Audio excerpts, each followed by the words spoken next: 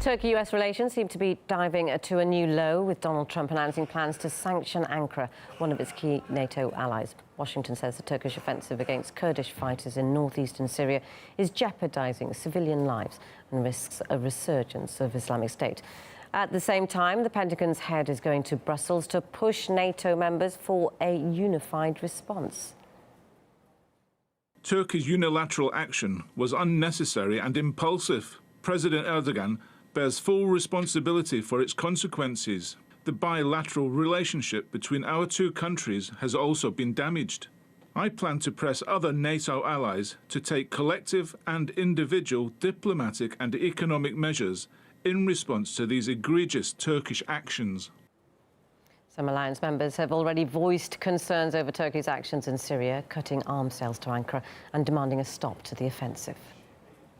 The Netherlands has condemned Turkey's invasion and announced that we stopped weapon deliveries to Turkey. We agreed that the European Union and its member states do what Germany and France have already done, which is not to permit any further arms exports to Turkey. It's a clear signal that we reject what's happening in northeastern Syria and aren't prepared to support it in any way whatsoever. But not everyone is in favour of tough measures. Britain has so far refused to follow suit. Turkey's President Erdogan, in turn, says NATO is failing to address to what he calls the terrorist threat coming from the Kurds. Dedikodular var. Friends, we are a country that is a NATO ally. Pay attention, all of these countries are NATO members.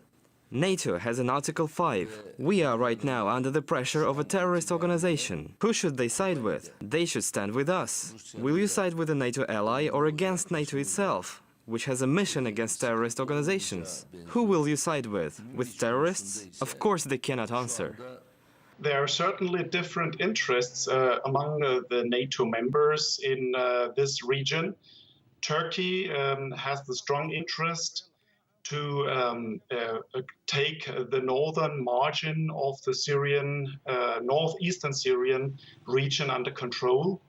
The main concern of Erdogan is surely that the Kurdish independence movement in Syria will also spark independence wishes in the Kurdish part of southeastern Turkey. Arms exports have taken place already in the past years to enable Turkey to run this invasion in northern Syria. Now it's easy to say we stop those arms and spare parts exports because the Turkish army has already been well supplied.